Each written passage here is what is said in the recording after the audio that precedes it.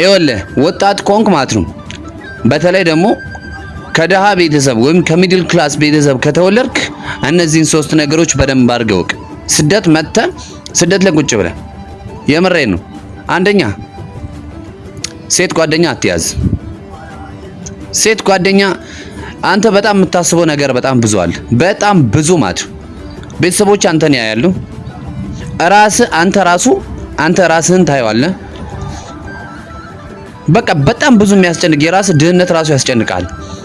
ከዛ ህይወት ውስጥ ለመውጣት ጥረት አድርግ እንጂ ገርልፍሬንድ ይዘህ ምናምን ለዛ ለመጨነቅ እንዳታስበው። ሁለተኛ ጓደኛ እንዳታበዛ። ምንም አይነት ጓደኛ አታብዛ። ጓደኛ እንደ ቤተሰቦች ደሃ አድርጎ ነው የሚያስቀምጥ እንጂ ምንም አይነት ሀብታም ሊያደርግ አይችልም። ጓደኛ እንሂድ፣ እንጠጣ፣ እንጨፍር፣ እናጥፋ ከሚል ውጪ አንድ ሰው አንተ ስራ፣ በርታ፣ እደግ የሚል ጓደኛ በዚህ ዘመን የለም። ስለዚህ አትሞክረው። በቃ ወጥረ ስራ፣ ራስን ደብቀ። ሶስተኛ ያለ ስራ እፎርፋለሁ ማለት አትችልም። ምክንያቱም ድህነት ከጎን እየተራመደ ነው። ትንሽ መፎረፍ ሲጀምር መጥቶ ያጥለቀልቃል እስከ ጥግ ማለት ነው።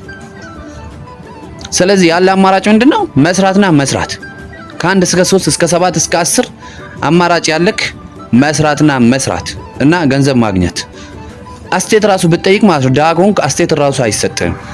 አስቴት ማለት ሌላ ነገር ቶ አስቴት እንዲ ልሁን ወይ እንዲ ብለህ ብትጠይቅ በዚህ ሰዓት ማንም አስቴት ራሱ አይሰጥም።